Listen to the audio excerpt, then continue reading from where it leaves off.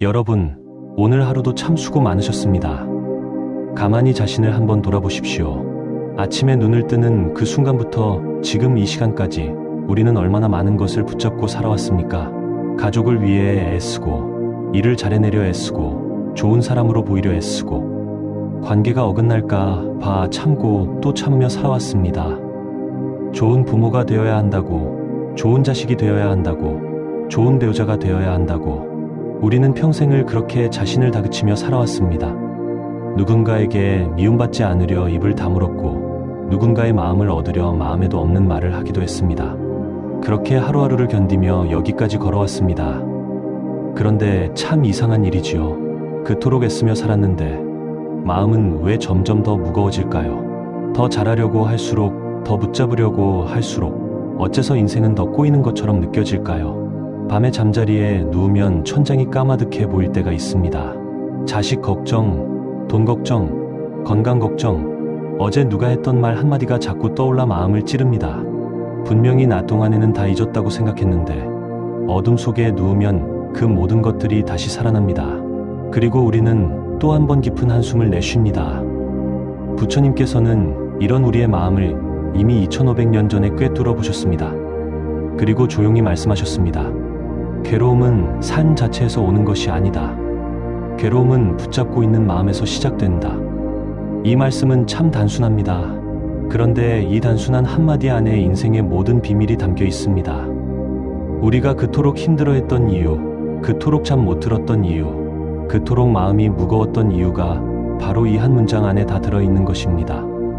오늘은 이 이야기를 천천히 풀어보려 합니다. 왜 내려놓을수록 삶이 편안해지는지, 왜 무심한 사람이 결국 흔들리지 않고 살아가는지, 부처님께서 우리에게 남겨주신 지혜를 한 걸음 한 걸음 함께 걸어가 보겠습니다. 차 한 잔 곁에 두시고 편안한 마음으로 들어주십시오. 사람의 마음에는 이상한 본능이 하나 있습니다. 무엇이든 내 뜻대로 만들고 싶어 하는 마음, 모든 것을 내 손안에 쥐고 통제하고 싶어 하는 마음입니다. 자식이 내가 바라는 길로 걸어가기를 바라고, 남편이나 아내가 내 마음을 알아주기를 바라고, 돈이 내가 원하는 만큼 들어오기를 바라고, 건강이 내가 원하는 대로 유지되기를 바랍니다. 미래가 내 계획대로 펼쳐지기를 바라고, 사람들이 나를 좋게 봐주기를 바랍니다. 이 모든 바람은 사실 자연스러운 것입니다. 누구도 손가락질할 수 없는 마음입니다. 다만 한 가지 문제가 있습니다. 세상은 결코 내 뜻대로 움직여주지 않는다는 것입니다. 자식은 자식의 길로 갑니다. 배우자는 배우자의 성품대로 살아갑니다. 돈은 돈의 흐름대로 들어왔다 나갑니다. 건강은 세월의 흐름을 거스르지 않습니다. 미래는 누구도 알 수 없는 방향으로 흘러갑니다. 사람들은 저마다의 잣대로 나를 바라봅니다. 이 어긋남, 내 바람과 현실 사이의 이 어긋남이 바로 괴로움의 시작입니다. 부처님께서는 이것을 코쿠라고 부르셨습니다. 생각해 보십시오. 비가 오는 날을 한번 떠올려 보십시오. 어떤 사람은 우산을 펴들고 그저 빗속을 걸어갑니다. 또 어떤 사람은 왜 하필 오늘 비가 오느냐며 하늘을 원망하고 옷이 젖었다고 짜증을 냅니다. 비는 똑같이 내립니다. 그러나 한 사람은 평온하고 한 사람은 괴롭습니다. 이 차이는 어디서 올까요? 비에서 오는 것이 아닙니다. 마음에서 옵니다. 비를 받아들이는 마음과 비를 거부하는 마음의 차이일 뿐입니다. 우리의 삶도 똑같습니다. 일은 일어납니다. 자식은 자식대로 살고 세상은 세상대로 흘러갑니다. 그런데 우리는 그 자연스러운 흐름을 향해 끊임없이 그렇게 되면 안 된다, 이렇게 되어야 한다라고 외칩니다. 그 외침이 바로 우리를 지치게 하는 것입니다. 부처님 당시에 한 어머니가 있었습니다. 그녀는 어린 아들을 잃고 깊은 슬픔에 빠졌습니다. 죽은 아들을 품에 안고 마을을 돌아다니며 살려달라고 애원했습니다. 사람들은 그녀를 안타까운 눈으로 바라볼 뿐 누구도 도와줄 수 없었습니다. 마침내 그녀는 부처님을 찾아갔습니다. 부처님, 제 아이를 살려주십시오. 무엇이든 하겠습니다. 부처님께서는 조용히 말씀하셨습니다. 그래, 살릴 방법이 있다.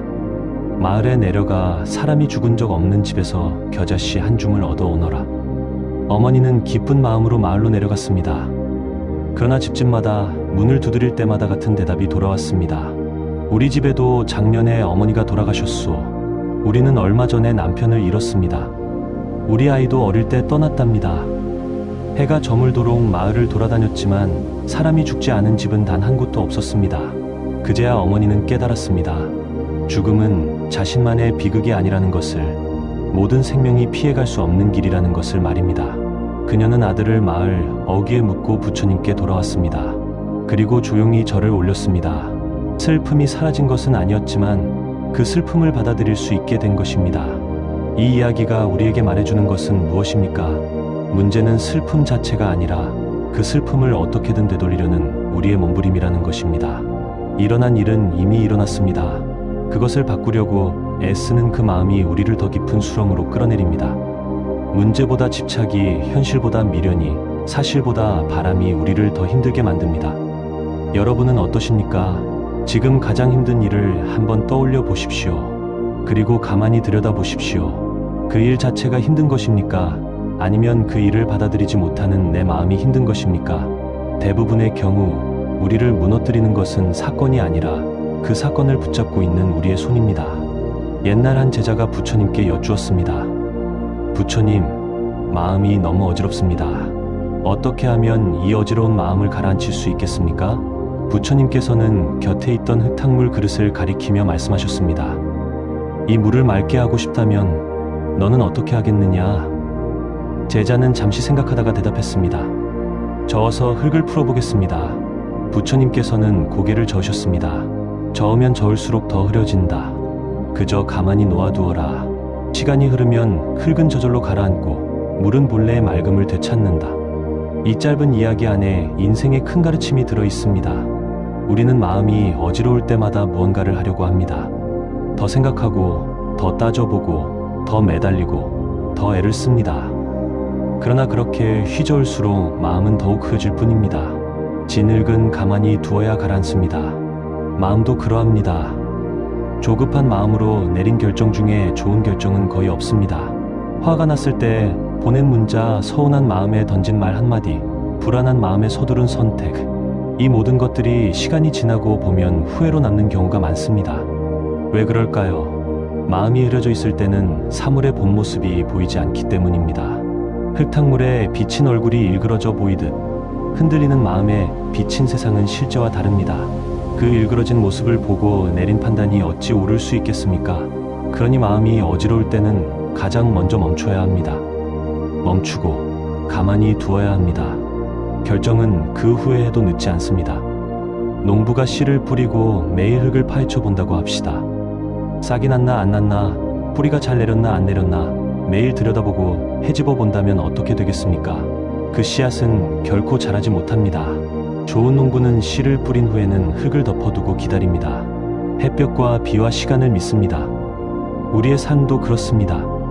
우리가 할 수 있는 것은 정성껏 씨를 뿌리는 일까지입니다.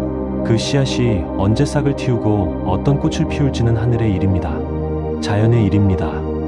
우리가 매일 들여다보며 조바심 친다고 해서 더 빨리 자라지는 않습니다. 오히려 그 조바심이 우리 자신을 메마르게 할 뿐입니다. 부처님께서는 또 이렇게 말씀하셨습니다. 인생은 밀어붙인다고 열리는 문이 아니다. 때로는 힘을 빼야 비로소 길이 보인다. 우리는 평생을 무언가를 밀어붙이며 살아왔습니다. 자식을 밀어붙이고, 배우자를 밀어붙이고, 자기 자신을 밀어붙이고, 운명마저 밀어붙여야 했습니다. 그러나 돌아보면 정작 일이 잘 풀렸던 순간은 우리가 힘을 뺐을 때였습니다. 물에서 헤엄을 처음 배우는 사람을 보십시오. 두려움에 사로잡혀 몸에 힘을 잔뜩 주는 사람일수록 더 빨리 가라앉습니다. 반대로 몸에 힘을 빼고 물에 자신을 맡기는 사람은 신기하게도 떠오릅니다. 물은 우리를 띄울 만한 힘을 본래 가지고 있습니다. 다만 우리가 그 힘을 믿지 못하고 발버둥 칠 때 우리는 가라앉는 것입니다. 삶이라는 큰 물결도 그러합니다. 삶에는 우리를 띄워주는 힘이 있습니다. 우리가 모르는 흠이 있고 우리가 보지 못하는 인연의 길이 있습니다. 그것을 믿고 힘을 뺄 때 우리는 비로소 떠오를 수 있습니다. 오늘부터 한 가지만 기억해 주십시오. 마음이 답답할 때는 잠시 멈추는 것입니다. 무엇을 더 하려고 하지 마시고 무엇을 덜 하려고 해보십시오. 결정을 미루는 것이 게으름이 아닙니다. 때로는 그것이 가장 큰 지혜입니다. 흙탕물은 가만히 두면 맑아집니다. 마음도 가만히 두면 맑아집니다. 맑아진 마음으로 바라본 세상은 이전에 보던 세상과 전혀 다른 모습으로 우리에게 다가옵니다. 살아가면서 우리를 가장 많이 울게 하는 것이 무엇입니까? 돈입니까? 건강입니까? 아닙니다. 결국은 사람입니다. 사람 때문에 울고, 사람 때문에 잠 못 들고, 사람 때문에 가슴을 칩니다. 특히 가장 가까운 사람일수록 우리를 더 많이 아프게 합니다. 모르는 사람에게는 무심할 수 있지만 자식과 배우자, 형제와 친구에게는 무심해지지 않습니다. 그래서 그들이 우리에게 안기는 상처는 더 깊고 오래갑니다. 왜 내 마음을 몰라줄까? 왜 저렇게밖에 행동하지 못할까? 내가 그렇게 잘해줬는데 어떻게 그럴 수 있을까? 왜 내가 기대한 만큼 나를 사랑해주지 않을까? 이런 마음이 한 번이라도 들어보지 않은 사람은 없을 것입니다. 그 마음의 끝에는 깊은 서운함과 분노, 그리고 외로움이 자리하고 있습니다. 그런데 부처님께서는 이 모든 아픔의 뿌리를 조용히 짚어주셨습니다. 그대를 아프게 한 것은 상대가 아니다. 그대 안에 있는 기대다. 처음 이 말씀을 들었을 때 저도 받아들이기 어려웠습니다. 분명히 상대방이 잘못했는데, 분명히 상대방이 나를 아프게 했는데 어떻게 내 안의 기대 때문이라고 할 수 있을까? 그러나 시간이 흐르고 이 말씀을 곰곰이 되새겨보니 거기에 깊은 진실이 담겨 있었습니다. 생각해 보십시오. 우리가 누군가에게 서운한 이유는 무엇입니까? 이만큼은 해주겠지 하는 기대가 있었기 때문입니다. 이런 말은 안 하겠지 하는 믿음이 있었기 때문입니다. 이 정도는 이해해주겠지 하는 바람이 있었기 때문입니다. 그 기대가 충족되지 않을 때 우리는 상처받습니다. 만약 처음부터 아무런 기대가 없었다면 같은 일이 벌어져도 우리는 그토록 아프지 않았을 것입니다. 자식에게 서운한 부모가 많습니다. 내가 너를 어떻게 키웠는데, 내가 너에게 해준 것이 얼마인데. 이런 마음이 올라올 때마다 가슴이 미어집니다. 그러나 가만히 들여다보십시오. 그 서운함은 자식의 행동에서 시작된 것 같지만 사실은 우리 안에 있던 어떤 그림에서 시작된 것입니다. 이만큼 해줬으니 자식은 이렇게 보답해야 한다. 부모를 이렇게 대해야 한다. 이 정도는 알아줘야 한다. 이런 그림이 우리 마음속에 있었기에 자식이 그 그림과 다르게 행동할 때 우리는 무너지는 것입니다. 부처님께서는 우리에게 이렇게 묻습니다. 그대는 자식을 사랑했는가? 아니면 그대가 원하는 자식의 모습을 사랑했는가? 이 질문 앞에서 우리는 한참을 머뭇거리게 됩니다. 배우자도 마찬가지입니다. 우리는 배우자를 사랑한다고 말합니다. 그러나 정작 우리가 사랑한 것은 우리가 그려놓은 그 사람의 모습일 때가 많습니다. 그 사람이 그 모습대로 살아주지 않을 때 우리는 사랑이 식었다고 느낍니다. 그러나 정말 식은 것은 사랑이 아니라 우리의 그림에 대한 환상이었을지 모릅니다. 진정한 사랑은 상대가 내 그림대로 살아주기를 바라지 않는 사랑입니다. 그 사람에 있는 그대로의 모습을, 부족함까지도 끌어안는 사랑입니다. 그러려면 먼저 내 안에 기대를 내려놓아야 합니다. 기대를 내려놓는다는 것은 사랑을 포기하는 것이 아닙니다. 오히려 더 깊이 사랑할 수 있는 자리를 마련하는 것입니다. 기대가 무거우면 사랑도 무거워집니다. 그러나 더 멀리 흐를 수 있습니다. 예수님 한 분이 이런 말씀을 남기셨습니다. 사람을 미워하지 마라. 사람은 다만 자기 그릇만큼 살 뿐이다. 이 말씀이 참 따뜻하지 않습니까? 우리가 누군가에게 실망하는 것은 그 사람에게 우리 그릇만 한 크기를 기대했기 때문입니다. 그런데 사람마다 그릇의 크기가 다릅니다. 누구는 큰 그릇, 누구는 작은 그릇, 누구는 깊은 그릇, 누구는 얕은 그릇을 가지고 태어납니다. 작은 그릇을 가진 사람에게 큰 그릇의 일을 기대하는 것은 결국 우리 자신을 괴롭히는 일입니다. 그 사람은 그저 자기 그릇만큼 살아가고 있을 뿐입니다. 우리가 할 일은 그 그릇을 억지로 키우려고 하는 것이 아니라 그 그릇의 크기를 인정하고 받아들이는 것입니다. 기대를 내려놓으면 서운함도 줄어듭니다. 서운함이 줄어들면 관계가 편안해집니다. 관계가 편안해지면 우리 마음도 평온해집니다. 오늘 한 사람을 떠올려 보십시오. 가장 가까우면서도 가장 자주 우리를 아프게 하는 그 사람을 떠올려 보십시오. 그리고 마음속으로 가만히 말해 주십시오. 나는 그대에게 너무 많은 것을 기대하고 있었구나. 그대는 그대대로 살아가고 있는데 나는 내 그림 속에 그대를 가두려 했구나. 이 한마디만으로도 마음의 무게가 한결 가벼워질 것입니다. 이쯤에서 한 가지 오해를 풀고 가야 할 것 같습니다. 부처님께서 말씀하시는 무심이라는 것을 두고 많은 분들이 그것은 너무 냉정한 것 아닌가, 그렇게 살면 정 없는 사람이 되는 것 아닌가 하고 걱정하십니다. 그러나 무심은 결코 차가운 것이 아닙니다. 무심은 무관심이 아닙니다. 차가운 것과 무심한 것은 전혀 다릅니다. 차가운 사람은 마음이 닫힌 사람입니다. 그러나 무심한 사람은 마음이 활짝 열려 있되 그 마음을 어디에도 올가매지 않는 사람입니다. 쉽게 말씀드리면 무심은 사랑하지만 붙잡지 않는 마음입니다. 자식을 사랑합니다. 그러나 자식의 인생을 내 손으로 쥐고 흔들지 않습니다. 자식이 가는 길을 묵묵히 지켜보고 필요할 때 손을 내밀되 그 길을 대신 가지 않습니다. 자식이 넘어지면 가슴 아프지만 그 아픔을 빼앗아 오지 않습니다. 자식 스스로 일어서는 힘을 믿어주는 마음, 그것이 무심한 사랑입니다. 배우자를 걱정합니다. 그러나 그를 통제하려 하지 않습니다. 그가 자신의 방식으로 살아가도록 허락합니다. 함께 걷되 서로의 발걸음을 강요하지 않습니다. 그것이 무심한 동행입니다. 친구를 아낍니다.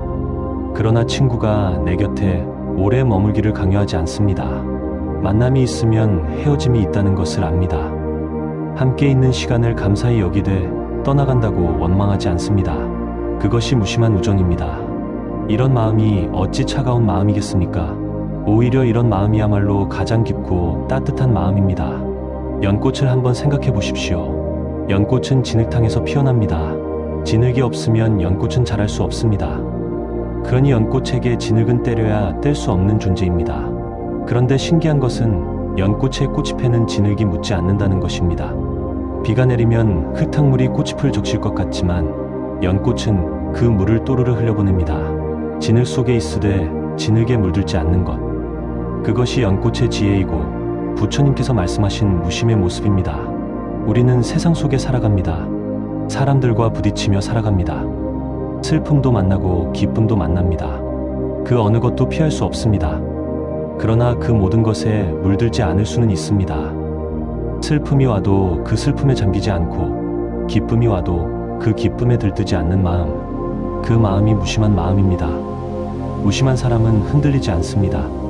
누가 칭찬해도 우쭐하지 않고 누가 비난해도 무너지지 않습니다. 일이 잘 풀려도 자만하지 않고 일이 안 풀려도 절망하지 않습니다. 왜 그럴까요? 그의 마음이 어디에도 매여 있지 않기 때문입니다. 매여 있지 않은 마음은 자유롭습니다. 자유로운 마음은 평화롭습니다. 평화로운 마음은 따뜻합니다. 그래서 무심은 결국 가장 따뜻한 마음의 다른 이름입니다. 세상에서 흔히 말하는 정 많은 사람이 반드시 좋은 사람은 아닙니다. 정이 너무 많으면 자기도 다치고 남도 다치게 합니다. 너무 깊이 매달리는 사랑은 상대를 숨막히게 합니다. 너무 강한 정은 상대에게 부담이 됩니다. 진정으로 좋은 사람은 깊이 사랑하되 가벼이 놓아줄 줄 아는 사람입니다. 가까이 있되 숨막히게 하지 않는 사람입니다. 곁에 있으되 그림자가 되지 않는 사람입니다. 이런 사람의 사랑이야말로 오래갑니다. 부처님께서 보여주신 자비도 바로 이런 사랑입니다. 부처님은 모든 중생을 사랑하셨습니다. 그러나 그 누구도 올가매지 않으셨습니다. 길을 보여주시되 끌고 가지 않으셨고 가르침을 주시되 강요하지 않으셨습니다. 그것이 부처님의 무심한 자비였습니다. 우리도 그런 마음을 조금씩 닮아갈 수 있다면 어떨까요? 사랑하는 사람들에게 무거운 사랑이 아니라 가벼운 사랑을 줄 수 있다면 우리의 곁에 있는 사람들이 얼마나 편안해질까요? 오늘 누군가를 사랑하신다면 그 사랑을 잠시 손바닥 위에 올려놓고 들여다보십시오. 그 사랑 안에 혹시 그 사람을 묶어두려는 마음이 있지는 않은지, 그 사람을 통해 내 욕심을 채우려는 마음이 있지는 않은지 가만히 살펴보십시오. 만약 그런 마음이 보인다면 그 마음을 조용히 내려놓아 보십시오. 그러면 그 사랑은 비로소 진짜 사랑이 됩니다. 지금까지 내려놓음의 지혜에 대해 이야기를 나눴습니다. 그러나 솔직히 말씀드리면 내려놓는다는 것은 결코 쉬운 일이 아닙니다. 머리로는 알아도 마음이 따라주지 않을 때가 많습니다. 특히 우리가 가장 내려놓기 어려운 것이 몇 가지 있습니다. 첫째는 자식입니다. 세상 어느 부모가 자식을 쉽게 내려놓을 수 있겠습니까? 자식은 우리 몸의 일부 같습니다. 자식이 아프면 내가 더 아프고 자식이 잘못되면 내 인생이 무너지는 것 같습니다. 자식이 잘 살기를 바라는 마음, 자식이 행복하기를 바라는 마음, 그것은 부모의 본능입니다. 그러나 바로 그 본능 때문에 우리는 자식을 놓지 못하고 그 못 놓는 마음 때문에 자식도 우리도 함께 힘들어집니다. 다 자란 자식을 두고도 우리는 어린 시절에 그 아이를 보듯 합니다. 자식의 옷차림이 마음에 들지 않고, 자식의 친구가 마음에 들지 않고, 자식의 직장이 마음에 들지 않고, 자식의 배우자감이 마음에 들지 않습니다. 그 모든 걱정의 말이 사실은 사랑에서 나온 것이지만 자식에게는 잔소리로만 들립니다. 자식은 우리의 소유물이 아닙니다. 자식은 우리를 통해 세상에 왔지만 우리에게 속한 존재는 아닙니다. 그들은 그들의 인생을 살러 온 사람들입니다. 우리는 그들이 어린 시절에 잠시 곁에 있어주는 사람일 뿐 그들의 평생을 책임지는 사람이 아닙니다. 이 사실을 받아들이기까지 참 오랜 시간이 걸립니다. 어쩌면 평생이 걸릴지도 모릅니다. 그러나 이것을 받아들일 때 비로소 우리는 자식과의 관계에서 평화를 얻을 수 있습니다. 둘째는 건강입니다. 젊었을 때는 몰랐던 것이 나이가 들면서 점점 또렷이 보입니다. 몸이 예전 같지 않다는 것, 마음만큼 몸이 따라주지 않는다는 것, 어디 한 군데씩 아픈 곳이 늘어간다는 것입니다. 작은 통증에도 마음이 크게 흔들리고 작은 검사 결과 하나에도 잠을 설칩니다. 친구의 부고를 들을 때마다 내일이 두려워집니다. 거울 속에 자신이 낯설게 느껴질 때도 있습니다. 이 모든 것은 너무나 자연스러운 일입니다. 그러나 자연스럽다고 해서 받아들이기 쉬운 것은 아닙니다. 부처님께서는 늙음과 병듦과 죽음을 세 가지 화살이라 부르며 누구도 피할 수 없는 인생의 진실이라고 말씀하셨습니다. 왕자였던 부처님께서도 그 진실 앞에서 깊이 고민하시고 출가의 길을 떠나셨습니다. 그분조차 피해갈 수 없었던 길을 우리가 어떻게 피해갈 수 있겠습니까? 그러나 부처님께서 우리에게 가르쳐 주신 것은 이 진실을 피하는 법이 아니라 이 진실과 함께 살아가는 법이었습니다. 몸은 자연의 일부입니다.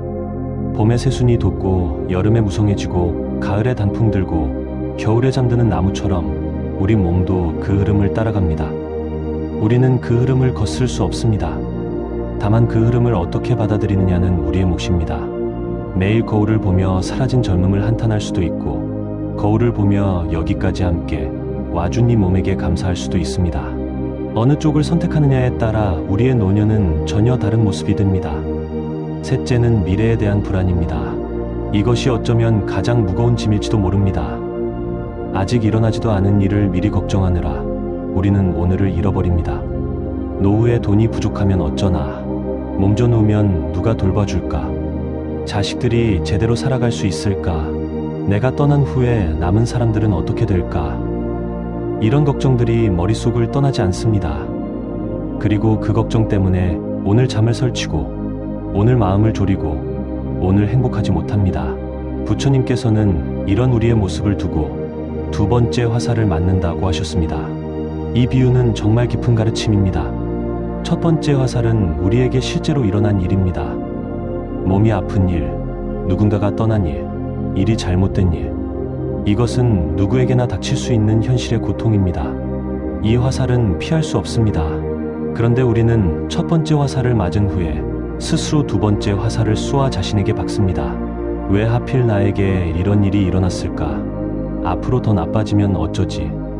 그때 내가 그렇게 하지 않았더라면, 이러다 다른 일까지 잘못되면 어쩌지? 이런 생각들이 바로 두 번째 화살입니다.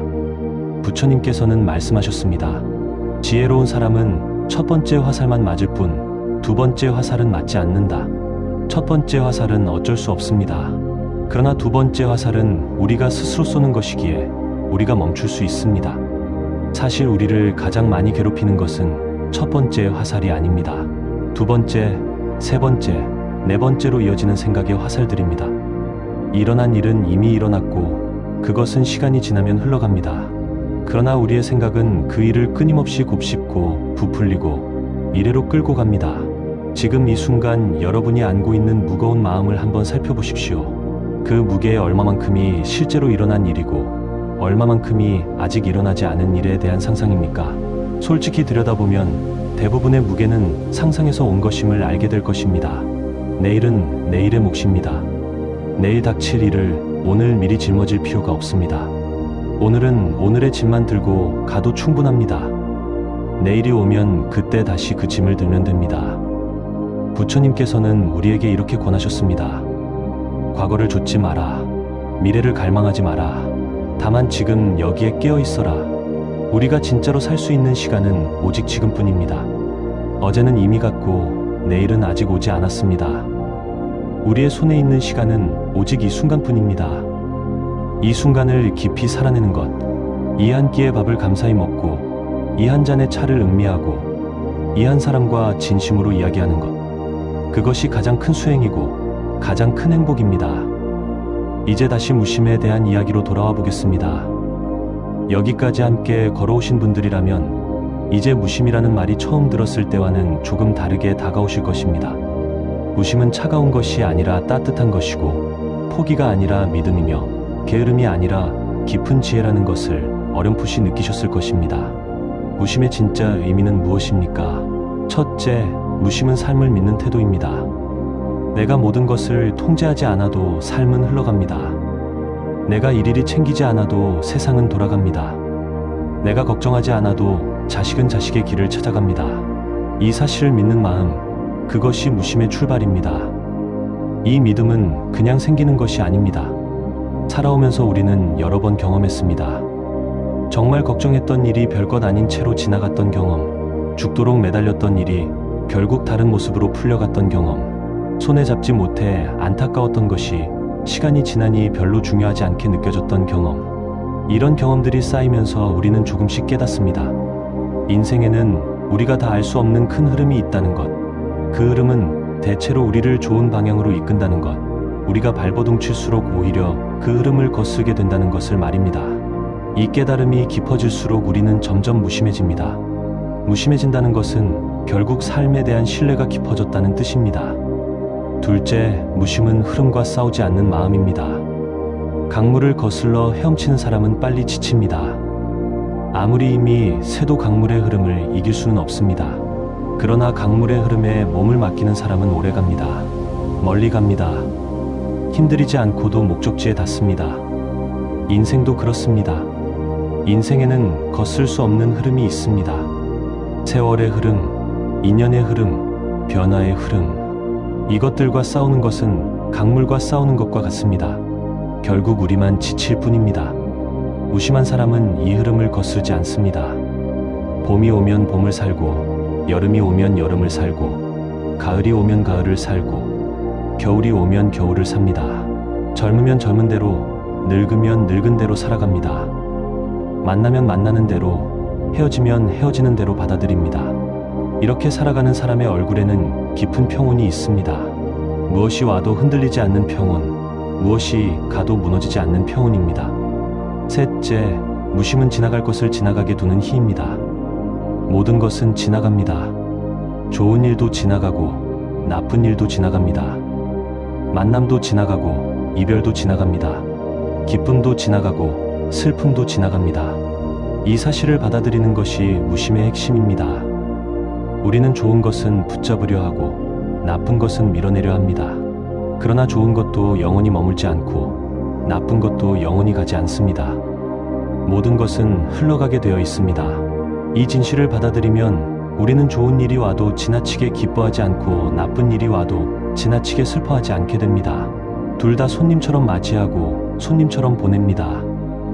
부처님께서는 이렇게 말씀하셨습니다. 모든 것은 변한다. 이 진실을 깨달은 자는 슬픔에서 벗어난다. 변한다는 것은 슬픈 일이 아닙니다. 변하기 때문에 우리에게 새로운 가능성이 열리고, 변하기 때문에 고통도 영원하지 않으며, 변하기 때문에 우리는 매 순간 새로워질 수 있습니다. 옛사람들은 강물을 보며 인생을 노래했습니다. 강물은 바다를 걱정하지 않습니다. 그저 묵묵히 흐를 뿐입니다. 이 구절이 참 좋습니다. 강물은 자기가 어디로 가는지 미리 알지 못합니다. 산을 만나면 돌아가고, 절벽을 만나면 떨어지고, 들판을 만나면 천천히 흐릅니다. 그러나 강물은 한 번도 자기 앞날을 걱정하지 않습니다. 그저 흐를 뿐입니다. 그리고 결국에는 바다에 닿습니다. 우리도 그렇게 살아갈 수 있다면 얼마나 좋을까요? 산을 만나면 돌아가고, 절벽을 만나면 잠시 떨어졌다가, 들판을 만나면 천천히 흐르면서, 그러나 한 번도 우리의 길을 의심하지 않으면서 살아갈 수 있다면 말입니다. 무심은 바로 그런 마음입니다. 묵묵히 자기 길을 가는 마음입니다. 결과를 미리 걱정하지 않는 마음입니다. 흐름을 믿고 자기를 맡기는 마음입니다. 이런 마음을 가진 사람은 어디에 있어도 평안합니다. 무엇을 가져도 평안하고 잃어도 평안합니다. 함께 있어도 평안하고 혼자 있어도 평안합니다. 그의 평안은 외부의 조건에 달려 있지 않기 때문입니다. 그 평안은 그의 내면 깊은 곳에서 솟아납니다. 이런 평안이야말로 부처님께서 우리에게 주시고자 하셨던 가장 큰 선물입니다. 이제 긴 이야기를 마무리할 시간이 되었습니다. 오늘 우리는 함께 많은 이야기를 나누었습니다. 사람은 왜 애쓸수록 힘들어지는지, 흙탕물 같은 마음은 어떻게 가라앉히는지, 인간관계의 진짜 아픔은 어디서 오는지, 무심이라는 것이 정말로 무엇을 의미하는지, 그리고 가장 내려놓기 어려운 것들을 어떻게 마주해야 하는지, 이 모든 이야기의 끝에서 부처님께서는 우리에게 단 한 가지를 권하십니다. 놓아버려라. 그러면 평온이 찾아온다. 이 말씀이 처음에는 막연하게 들릴 수 있습니다. 무엇을 어떻게 놓으라는 것인지, 어떻게 하면 놓을 수 있는 것인지 잘 모르겠습니다. 그러나 너무 거창하게 생각하지 마십시오. 놓는다는 것은 인생의 큰 결단이 아닙니다. 놓는다는 것은 매일 매 순간의 작은 선택입니다. 오늘 자식에게 잔소리를 하고 싶을 때 한마디만 줄여보십시오. 그것이 놓는 것입니다. 배우자가 마음에 들지 않는 행동을 할 때 한 번만 그냥 넘어가 보십시오. 그것이 놓는 것입니다.